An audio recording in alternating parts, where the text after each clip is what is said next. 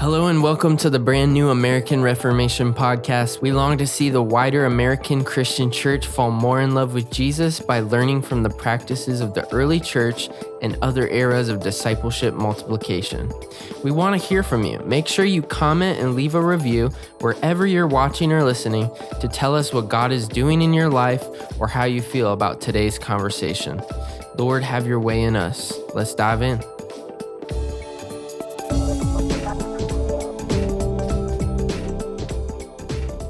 Welcome to the American Reformation podcast. Tim Allman here. I get the privilege and joy to share one of my favorite people on planet Earth, Reverend Principal Tanya Calendo. I get so many pastors on here, Tanya. It's funny, these Freudian slips that happen from time to time, but you are a minister of the gospel called in the Lutheran Church Missouri Synod, and as a doctor as well. What I wanted to say, the reason I said Reverend, is you are a doctor as well as a principal, and we're proud of that journey. Tanya has been a principal at Christ Greenfield for the last, 9.5 years or so, 9 some years, and we would not be as healthy as a united church and school at Christ Greenfield apart from your leadership. So we're going to be talking a lot about her doctorate and the partnership between a church and the school to care for families, especially around the topic of felt needs. That was her doctorate work, and you're in for a treat. But before we lean into that topic, Tanya, tell me how you're praying for reformation in the American Christian church, our standard question to kick off this podcast. Oh, yeah. No, I have to say it has been on my heart for a very long time for schools, for Christian schools, Lutheran schools, to be a place of where families know that the gospel is infused in everything, that this is a safe haven for folks to feel like our values are connected, we're connected to God and His Word. And so I think in culture and things going on in recent years, especially, families and parents, you feel pulled in many directions. You're not sure of the voices that speak into your children's lives. And so just really been praying for us to go back into the DNA of the LCMS, which is schools and churches come together to come alongside families to offer help and hope, to be that rock of, rooted in Christ and in biblical truths, that that to be true, that when you walk on campus, what we stand for. And I think it can be really difficult with all the pulls here and there, and that, we have a calling more than ever to go back to our original roots and know that we stand on the word and the truths, even if the world doesn't. And just praying for schools in around the country to just hold tight onto what we know, stand firm in that foundation, and God will bless. So I love it. You did a lot of work in your doctorate on the history of schools in the Lutheran Church Missouri Synod. I mean, next to our Catholic brothers and sisters, the Lutherans, we got a little bit of the corner market as it relates to education and higher education as well. We love our schools. So tell that story a little bit. Well, yeah, and it really, I alluded to it in the very beginning in North America and the Americas when the Lutheran Church started. It started because Swedish immigrants, were here, and you wanted your community to offer what your family needed. And so sometimes it was a school before a church because you wanted that for your kids. And it was 1872 that I found in my research that if you wanted to charter a LCMS church, you absolutely had to start a school. And so it really was that one-to-one correspondence. And the most recent data, for every 3.5 Lutheran churches, there is a school. And so we've kind of moved away from that commitment of families. This is a way we can support families by providing, the Christian education, the day-to-day focus on, Christ in integrated, that biblical worldview lens that you want to teach children. I know there's many different ways to do that, but this is one powerful way that the Lutherans have really seen. Martin Luther was a huge advocate. Like, he talked about his greatest ministry was to his family. And so I think that, that has been through the history of time, and there's been webs and flows of when, in the 1960s, if you were a member of a LCMS church, it was pretty much assumed that you would go to the school. Now, one of the things that changed around that time is soon after tuition became a part of it. The church wasn't just, giving this free. So that changed it up. Not everybody then decided that's what they were going to do. And then you see then, since then, more and more non-Lutherans coming to the schools because they love the love and care, or they wanted a private experience. And so now it went from, for many years, this is where Lutherans send their kids to be raised up in the faith. It has now moved to a mission field more than ever. So it is that combination. There's many Lutherans that want their kids to be in the faith, but now we have many Christians that want their kids to be in the Christian faith. And then you have people who are non-Christians that choose the schools because we know the love and care that will happen. And so it is really so evident that the mission field for a church, if you have a school, is in your backyard. Especially the youngest of kids, the preschool families. They, at least I have seen, and I think this has been true, maybe the more likely to be unchurched. And once they have the kids, they feel that calling back home to church. And so it's a real opportunity to point to Christ in many ways. Yes, it's a huge opportunity. It's hard for me to wrap my head around the 60s and even into the 70s in some pockets of the Synod, 80s, 90s, that there was no tuition. If you're a member at the church, the generosity of the congregation is paying for the administrators and the teachers there. I'm not going to go too much down the generosity path today, but I think there was a correlation between giving and really conversation even around the starting point of the tithe. Because here's the reality too, as I just think about this in our context. If every member at Christ Greenfield tithed, had the discipline of tithing 10%, rather than the 1.5 to 2% of the median income that comes, we would have the $7+ million budget that we have, including tuition at our school. Have you ever thought about that?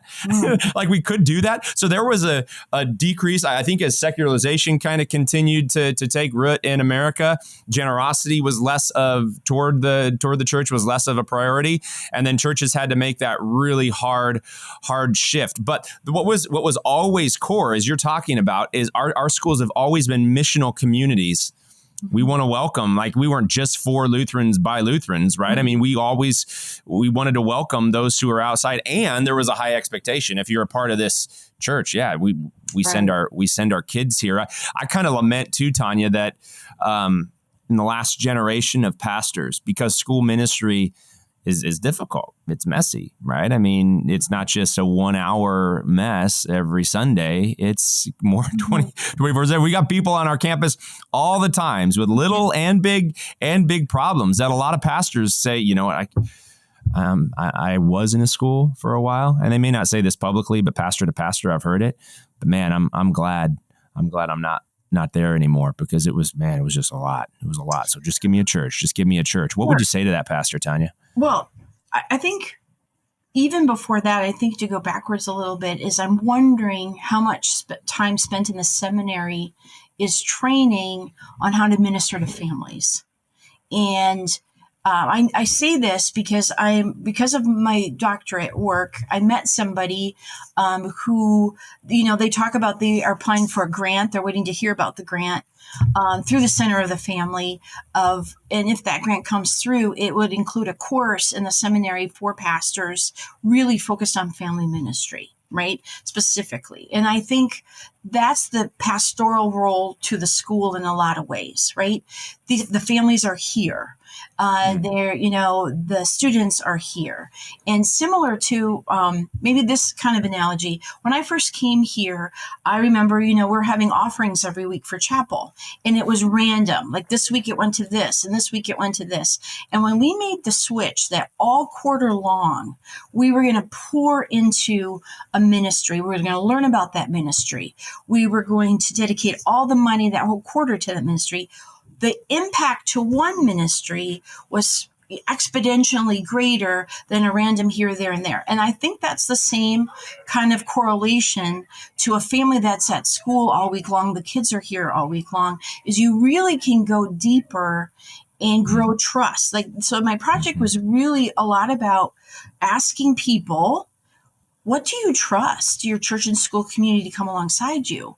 And we had a lot of relational equity because of all the things we were doing all the time to get to know people, to care for people, to share things that we had done, to show over time that our character and our heart was true and integrity, that people would say, I'm willing to trust with you some of my brokenness. I'm willing to trust with you some of the things behind the facade of, hey, we're just, we're looking sharp on Sunday and all, all that stuff. It just really provided, to be able to peel the onion and go deeper, because like you said, Pastor, that it's a little bit messier, it's definitely, more involved. And so I would say to a pastor, with all of that in mind, is what is your calling for people, right? And if it really is, the deep part of their spiritual growth,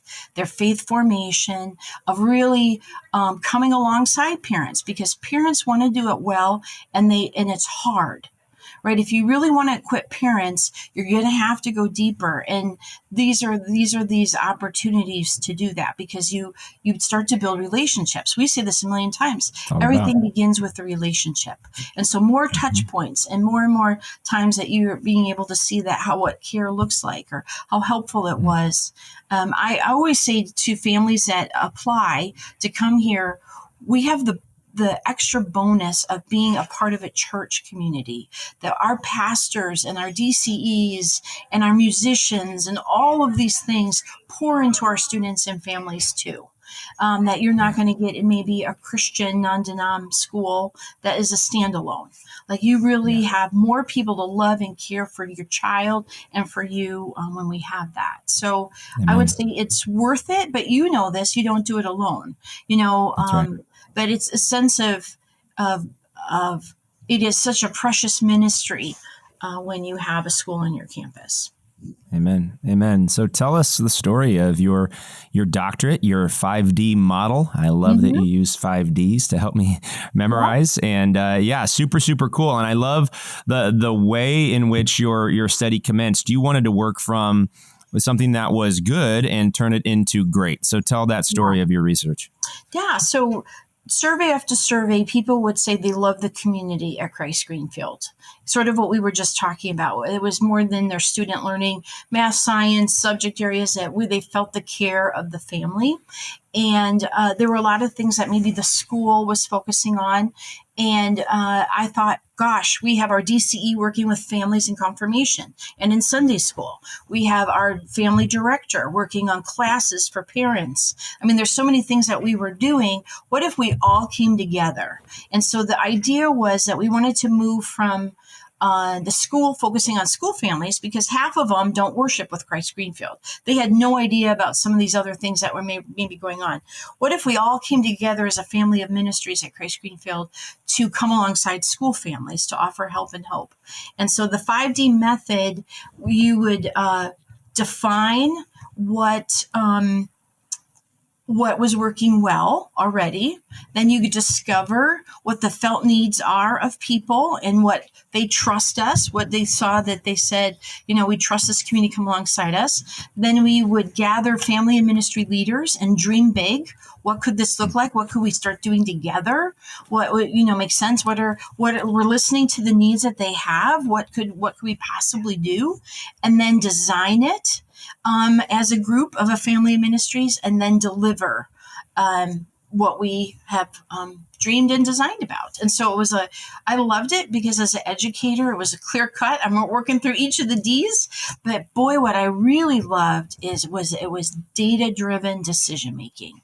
I know that the mentor I had for the data analysis said, we can tell that your community trusts you enough to open up what their needs are. And so we were able to see if something was going well, if something was in a state of there's some opportunity here before it becomes a trait. And it was a consequential time just in 2022, still working through the after effects of all the changes of the pandemic. There's some long-term impact, some short-term impact. We're like right in the middle of that. What was the state of the family right now? What were their needs right now? And how do we shape ministries based on what people were sharing with us? And so the results were very exciting to then take and then say, how can we come together to support and serve our families? Yeah, before we get into what we actually designed and did, talk about state to trait a little bit more, and how the family probably, evolved, devolved in the midst of COVID, and how I think the Lord used that season, like He always uses seasons of suffering and trial, to bring about confession. Hey, I need community. I need Christ. Talk a little bit the state before trait statement that you made. Yeah. So state is where it's something that is maybe for a season, a short time. And what we really found out looking at the data is where your family was before the pandemic hit. There may have been some things starting to unravel. There may have been some things that this could go either way, depending on, and when something as stressful and, I had done looking at what categorizes a stressor. My goodness, there were so many things in the pandemic. You can't control it. You don't know what's happening, like boom, boom, boom, boom. We found that the marriage was really the area where we started to see some things that were unraveling. Parents maybe already were prioritizing their kids over their marriage, but now when there was a sense of a state where was that becoming even stronger because they did not want their child to have any more disappointments. They did not want their child to have any more hurt. So it became even more so that I have to make sure my kid is okay. And in the meantime, my relationship with my spouse may not be a priority, or we're not spending quality time, just the two of us. We're not building that foundation. We're dividing and conquering and focusing on our kids. And some of that was already happening prior to the pandemic, but now it's become more prevalent, more of a concern in the sense that it may impact the marriage. So we found that in our data, the people who were newly married with younger kids were the least satisfied with their marriages, but they were the most committed. And so you have a positive, like I'm committed to you, but this is not a great season right now. And so kind of leaning into what can we do to bless, families that are going through the stresses of the little kids and all of those pieces, right? Families pretty much rated their parenting skills higher than their marital relationship. And so that it was, some things were going into, this could be a new trait, but for many of them, we thought this is a state that if we could jump in, shape some ministries to help get everybody back on course of how important it is to focus on the mom and dad relationship, the parental, the marriage, because that's the best thing for kids. Kids are going to thrive when that relationship is thriving. So what happened is when all this turmoil is, we all come out mama bear, papa bear, we're focusing on our kids. And then you're left with exhausted adults who are not, loving each other, focusing on each other in the way for long-term marital satisfaction. Oh my goodness. There's so much here. I want to pause before we kind of get to what our community did actively to care for marriages and families. There's an increasing demographic shift in that young people are having, one, we're getting married later, and we're having fewer children. And I think that's exacerbating the problem. If I could go back, I would have had 5 kids. I'm in my 40s now, and we're not able to do that. But I would have had 5, 6. Who knows more? And not just. There's a theological reality: be fruitful and multiply. And I wanted my kids to be kingdom carriers, Jesus lovers, passionate light bringers in the world. But there also is this: when you have more kids, there's less of an ability by parents to control the inevitable suffering of their children. And what is the greatest helper? Because I'm a firstborn, right? Little Timmy had a strong will. I hear. I wanted my way, just like most firstborns. Do you know what was the greatest help in my maturation journey as a young toddler into a young child? Was my sister Ruth being born and recognizing, oh, the world. Oh, and there comes Ben. Oh, the world isn't oriented around me. I'm gonna skin my knee, and Mom doesn't even know about it because I'm out in the community. I gotta figure some stuff out, you know. So yeah, the helicopter parenting and the fusion of parents to kids, I think, is largely driven by the fact that we're having, I think, demographics are showing 1.8 children, whereas in other cultures we've had way more. So shout out to young people. Have more kids. It's a great church growth strategy. It's just a great sociological strategy for you. That sounds weird to say, but I think it needs to be said. Anything more to add around the demographic shift that could be leading toward more helicopter parents today, Tanya? Yeah, and I would say you're spot on. There is that sense of my identity is a part it's like gets too entwined in my kid's identity. Yes. And really it goes, and you go back to the biblical definition of success, right? Of, you're, especially now what culture says is successful, you have to go back to what is it that I desire for my kids? And so I would say, the ministry part of it is we desire that our children have their own faith, their own relationship with Christ. And to have that happen, God has been pretty consistent in the Bible. Your faith grows when it is tested. Your faith grows when you walk through something hard, and so you feel it's almost like your parents are contradicting what they desire, because you desire your child's faith to grow, but you're protecting them from opportunities for it to actually grow. And so that's one of the things, is the opportunity to, we say at school, we want them to struggle with little problems now so that they see that God is faithful, that God will lead them step by step, that God is present, that you can work through these things, because when problems are bigger, they already have that, they have stories of God's faithfulness, God's goodness to rely on. And so that's what I encourage parents is, this is something where we want our kids to wrestle with, because God is working in them. And growing that trust in them, so that, because that truly is a desire for parents. I really believe that. And so we get in our own way. We think we're helping and we're not sometimes. And so that's something, a prayer I have as a parent. I think we've talked about this as parents. When am I gracious? When do I kind of like let them struggle, right? That's so hard, because it hurts doubly for a parent to see your child struggle. But when, I think of the song Firm Foundation, that's one of my favorites right now, is that when you have a firm foundation, when the wind and the rain all come, our children are able to see God. And so we shouldn't be afraid of those moments for them, because those may be the things they look back at of, God really showed up for me, and my faith grew when I went through that difficulty. So I love it. I love the stories of redemption, just looking back over the last decade now, of one, parents actually believing that we have their kids' best interest at heart, and that we want this small struggle and the consequences of this small struggle to point them to the one who ultimately satisfies our struggle and entered into our sacrifice, which is Jesus. And pretty much all the difficult conversations you have kind of orient in some way, shape, or form about the wrestle of parents not wanting their kids to struggle. If I think about it, right, that's really the work that we do, is creating a safe place for kids to fail, so that they can recognize failure is not fatal, and I'm growing.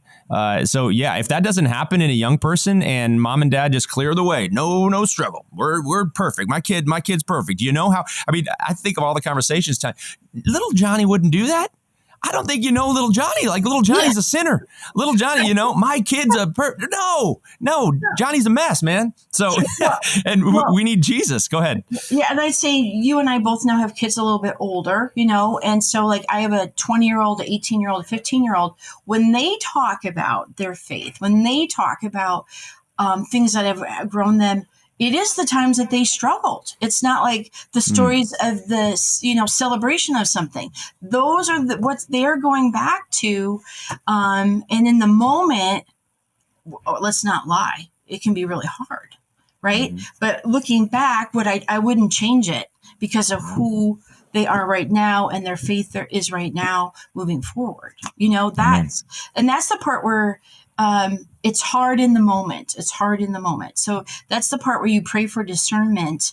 Again, like I say, that's of what does it look like, because we're not heartless. We're not like, but you always want to looking for that sweet spot of it's enough struggle where growth is happening, but not so much where, they become hopeless or over, so it is, you need Jesus to help you figure out that piece as a parent.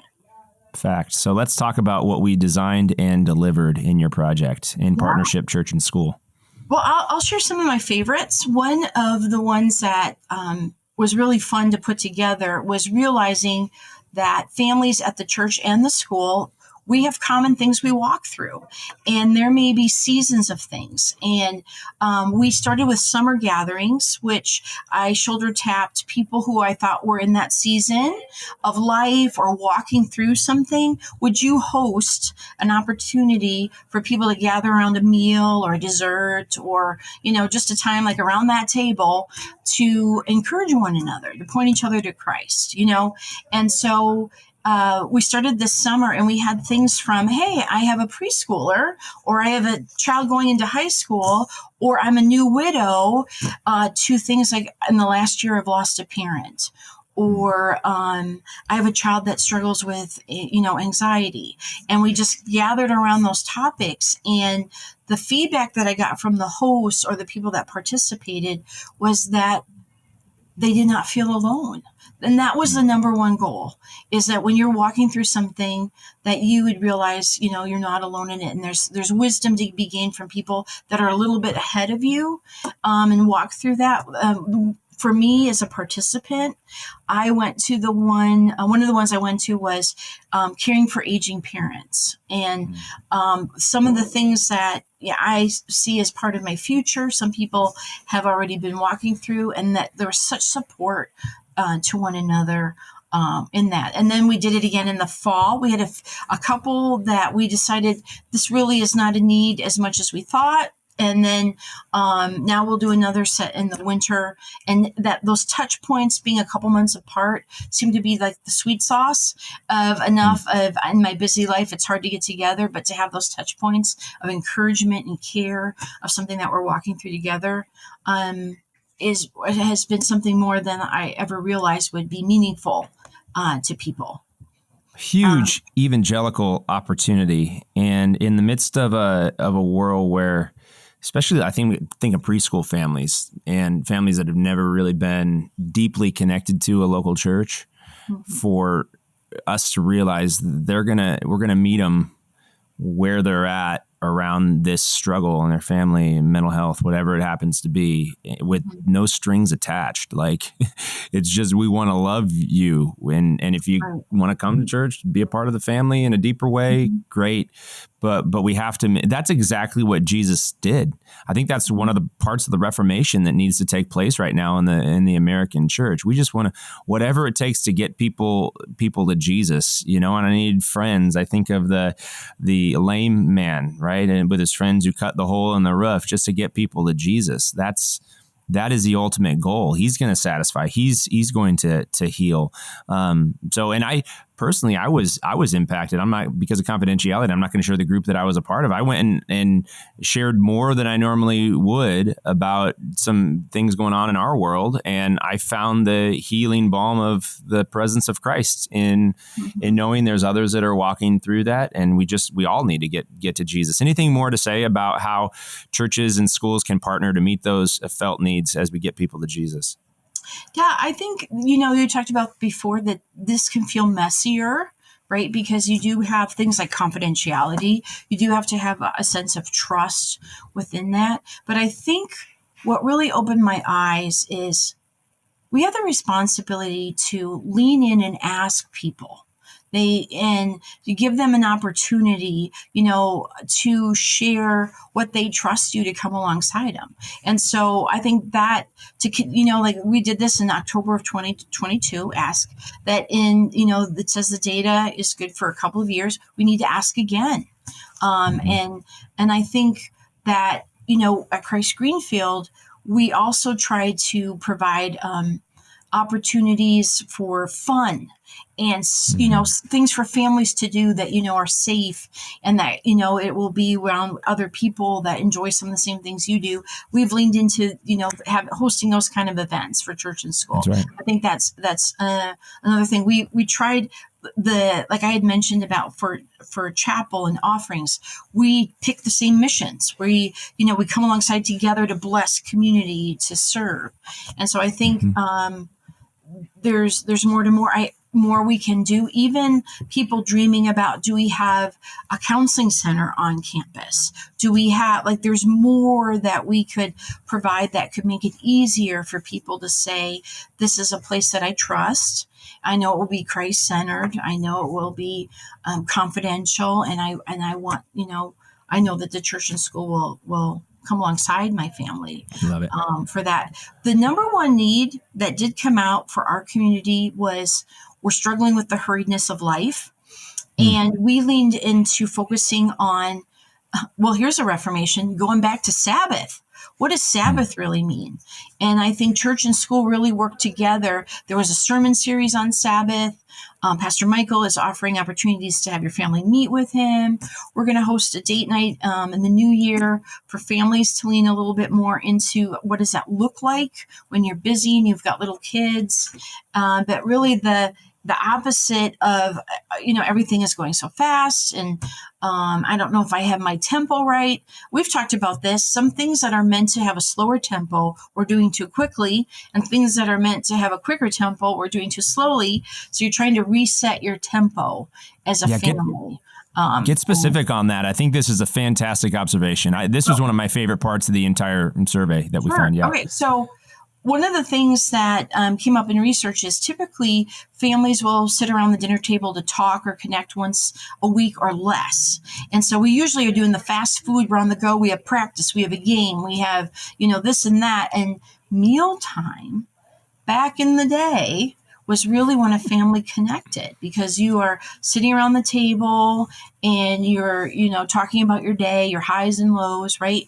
Your parents were able to kind of get a sense of what was going on with their kids sooner than later. That was one of the ways. And so we really encourage, we have a question every week in our newsletter of what you could sit around the table and talk about that has to do with that week's chapel message or Bible verse or something of that nature, to encourage a slowing down of that precious opportunity, right?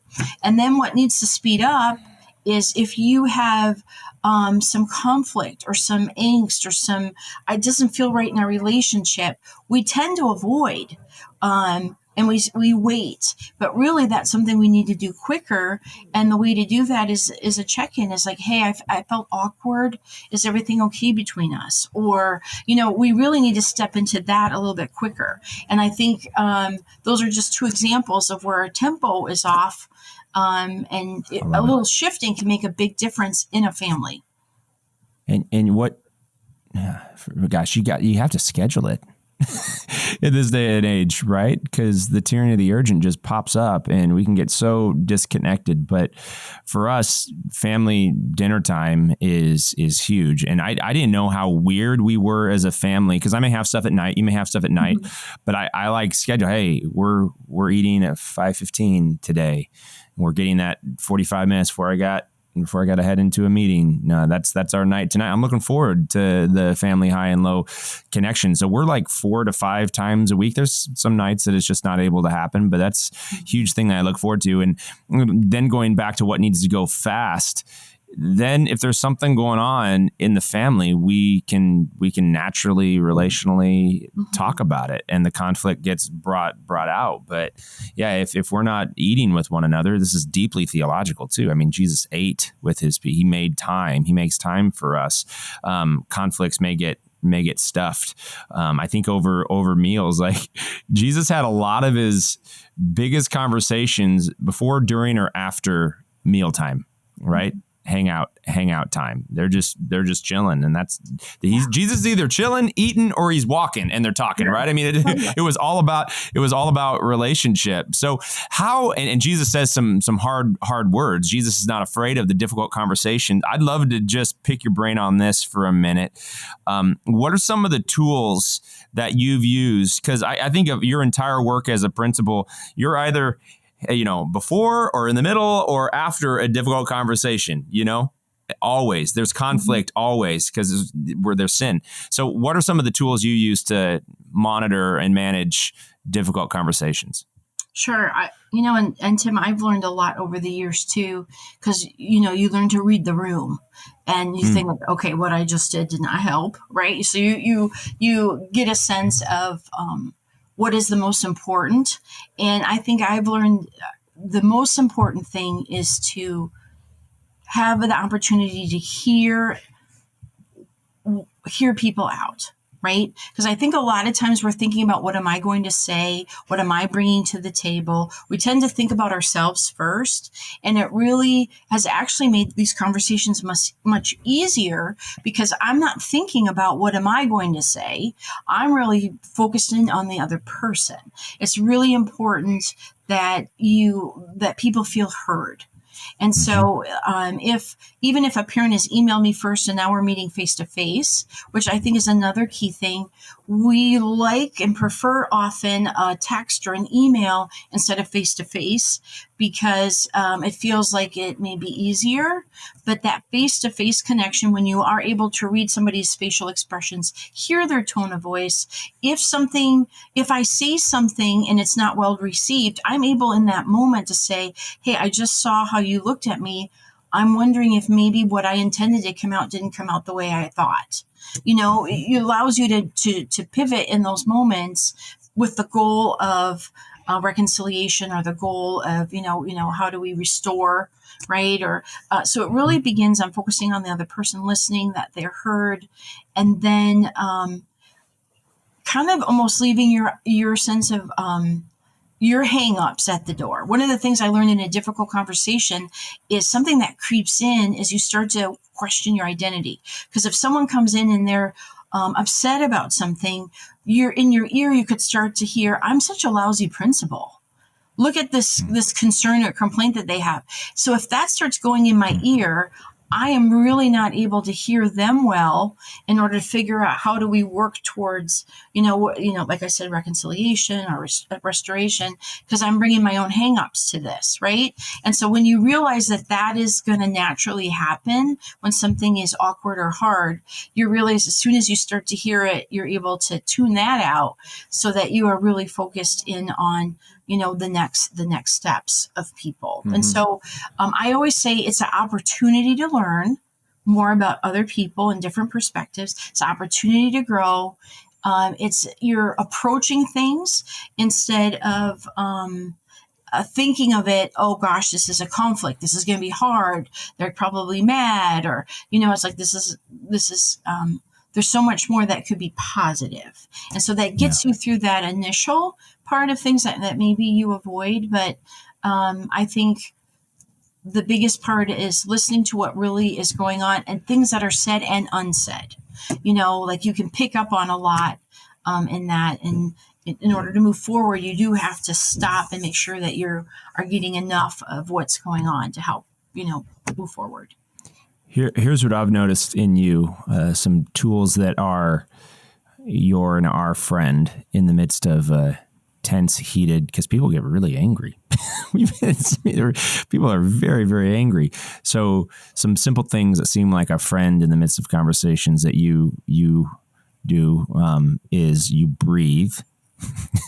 You should always don't stop breathing, and then be maybe curious about, something is attacking my identity. My heart rate is picking up. My face is maybe you can't see your face, but I can feel my face is flushed, something like deep emotion is rising up. So breathe. And before you defend, is also a good friend as you think. And then hopefully the first words out of your mouth are not defensive, but they're questions.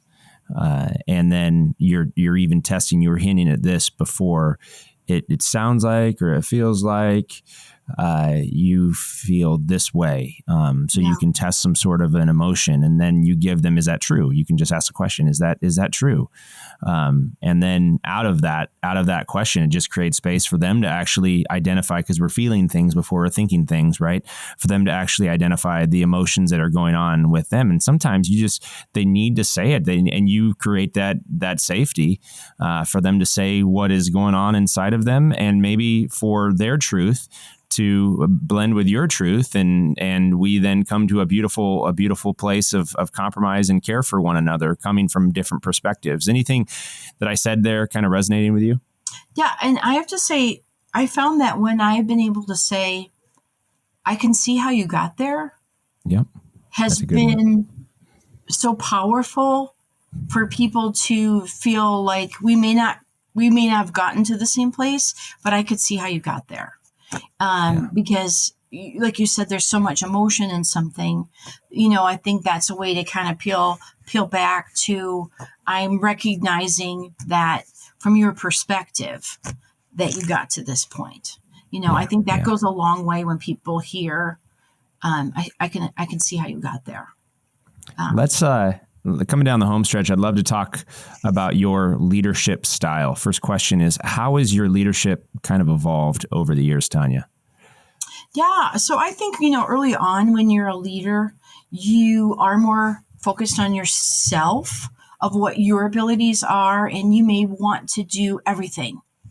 You may feel that responsibility. I got to do it all.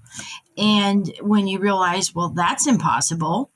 And you also realize there are things that people do better. And my goal has always been what's best for students. If you ask anybody on staff, they're going to say, how do we make decisions? What's best for students, right? And so leadership has evolved in empowering and equipping others to step into their wheelhouse to, we do a lot of things in team when possible. Right. There are some things that, a pastor or principal just needs to kind of take on their own. But for the most part, there's a lot of things you can solicit feedback. You can, get people to take ownership in an area that they are gifted and have a lot of passion for. And it's going to be way better than if you had done it yourself. And so I think that, we have kind of set up teams now. I think the biggest thing is because a leader is also discipling, and it is impossible to disciple. I think I have 80 some staff members at the school. It's impossible for me to disciple them. And so it really then is breaking into smaller groupings and then equipping and leading the people that are leading those teams. Right. And so I have several team leads of grade levels, team leads of departments. So I pour into them the most so that they are then pouring into their community. And I think needs are met much quicker. There's strong identity. I mean, it's so cute to even have team shirts. We do birthdays that way. There's lots of ways that and the trust will be greater. The things that people can come alongside each other in true discipleship and leadership is happening when you're able to do that. And that is beautiful to see. And I think similar to you, our greatest joy is lifting up others when they succeed, giving them a lot of encouragement, giving them many opportunities. Like even for teachers, they have a refinement and mastery plan. These are areas that you're working on refining. These are things that you're working on mastering, and they're different for every person because God has equipped us differently. And that's exciting to see that growth in that development. We're, hiring new teachers. I love when we are able to hire brand new teachers because they're going to be mentored and have a great, environment here because we are set up to have a small group come alongside them, mentor and lead them, that is not found everywhere. So, Absolutely. Yeah. Jesus is amazing.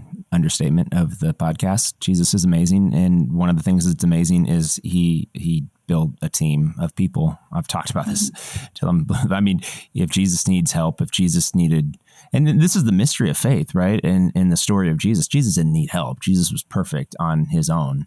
And yet the mystery of the incarnation is that he actually stepped down to model for us what a healthy life in relationship looks like. He couldn't do it alone. Even God, why did he create? God didn't want to be alone.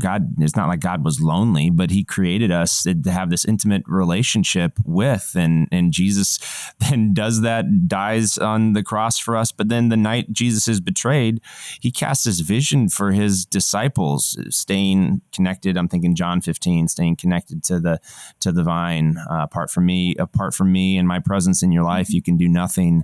And then he talks about even greater things. I'm going to send the comforter, the Holy Spirit, the one who's going to remind you of all the things and be a very real presence in your life, and greater things you're going to do than even I have done, because the message, my work, is going to multiply to the masses. And yeah, it's sad to me often that fewer than I would hope leaders go on the journey of moving from a doer to a developer of other people and actually finding joy and delight.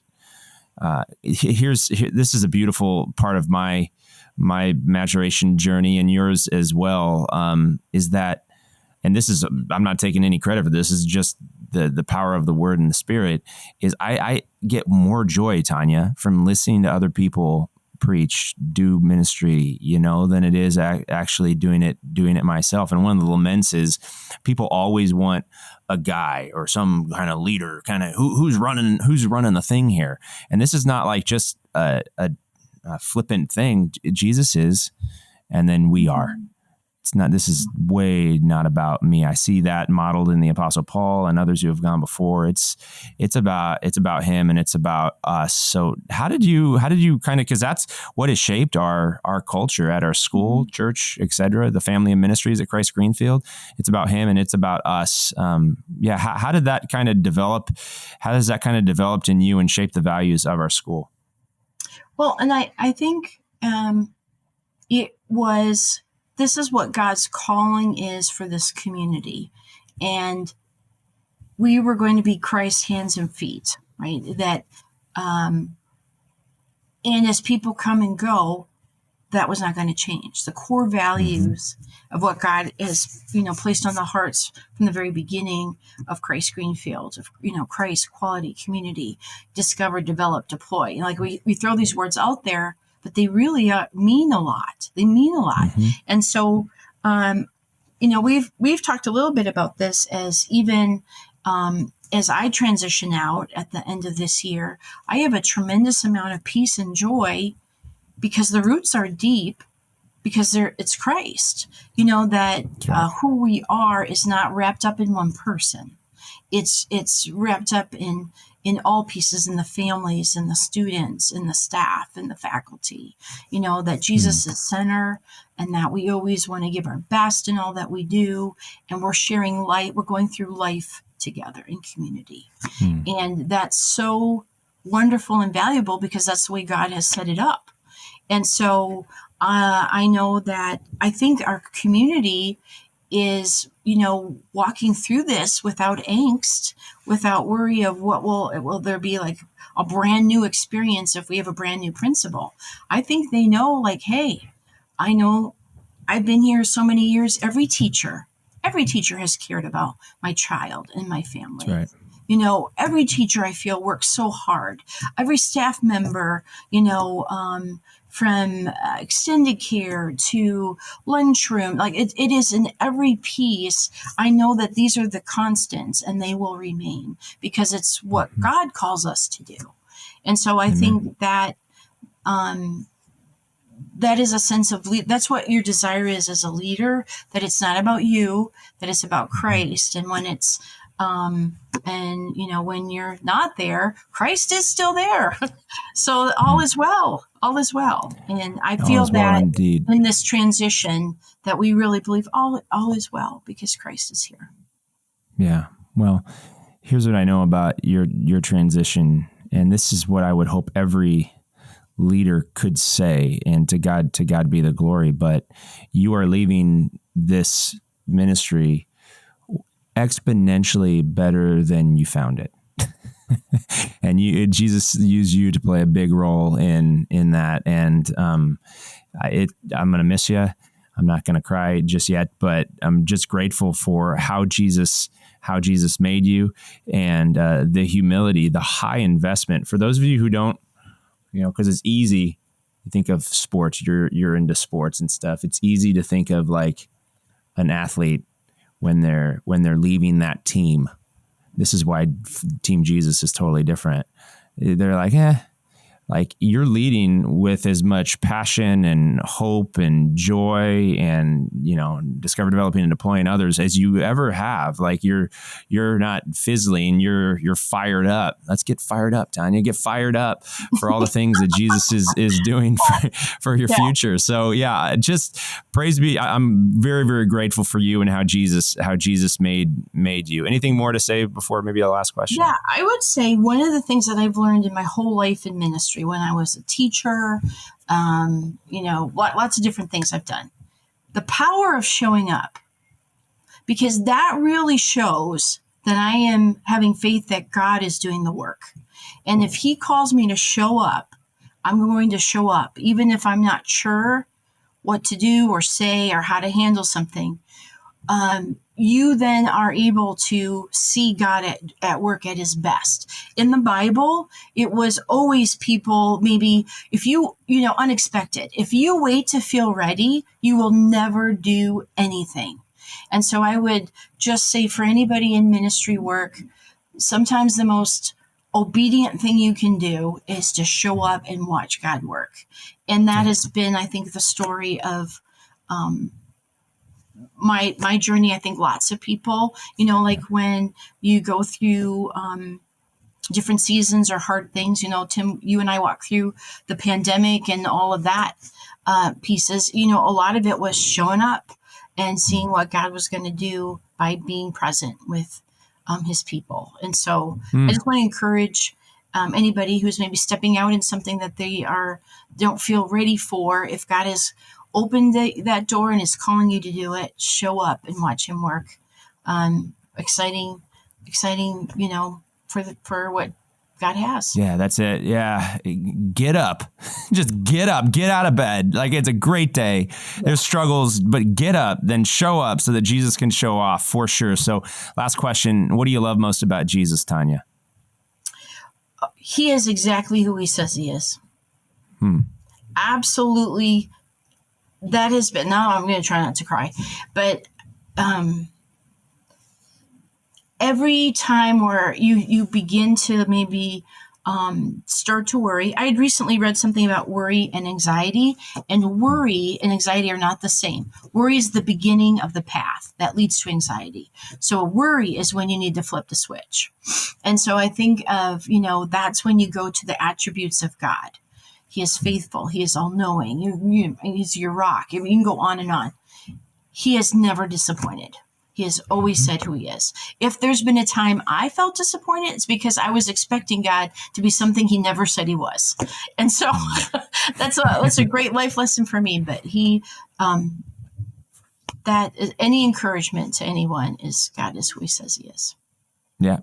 Faithful, man. Over and over again. And everything he says in his word is true.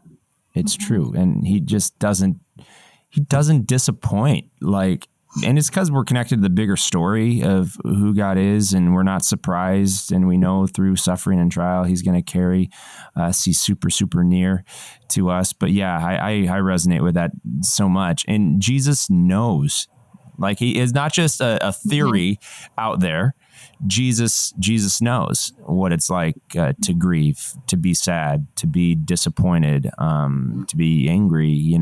Jesus has walked through all of that perfectly for us, fulfilling the law. and now has this righteous reign, and he's given us his Spirit, and he's just very, very kind to us, and he doesn't disappoint. This has been so much fun, Tanya. Thanks for being who you are, a strong partner in the gospel here at Christ Greenfield, praying for your next season of life and ministry. And I don't know if there's a future employer, potentially, maybe by the time this is released out there, but whoever gets the privilege of having principal doctor, Reverend Doctor, that was a funny beginning to our podcast.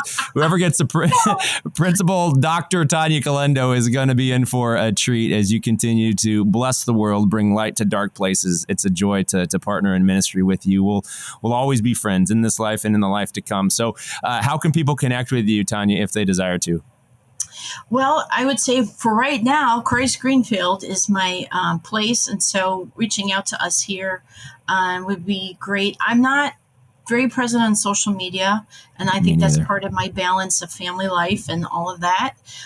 So I would say this is the best spot to So I think it's T Calendo, Calendo at cglschool.org if you want to hit Tanya up. It's a good day. Go and make it a great day. This is American Reformation. Please share, care, uniteleadership.org. Great place for you to find helpful tools for you on your discipleship journey. And we promise to continue to have encouraging conversations. This is a beautiful age.